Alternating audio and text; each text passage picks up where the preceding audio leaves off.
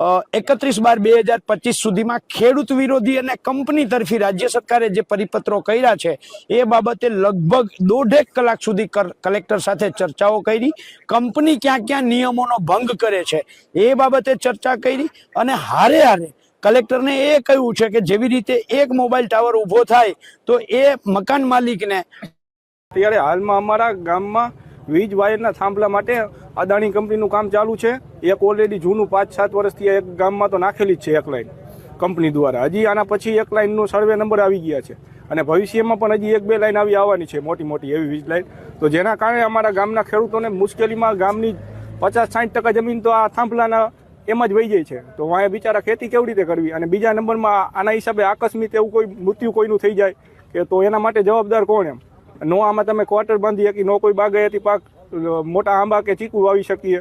તો આના અમારે કોઈ યોગ્ય વૈકલ્પિક વ્યવસ્થા તો કરવી પડશે ને. આખું ગામ આમાં ખાલી થઈ જાય તો ગામના ભવિષ્યનું શું? મારું નામ અમિતભાઈ દેવજીભાઈ ઘુમલિયા, ગામ રાસંગપર, તાલુકો માળિયા, જિલ્લો મોરબી. અમે આવ્યા છે જે પાવર ગ્રીડની જે હેવી લાઈન નીકળે છે તેના માટે અમે આવેદનપત્ર દેવા આવ્યા છે.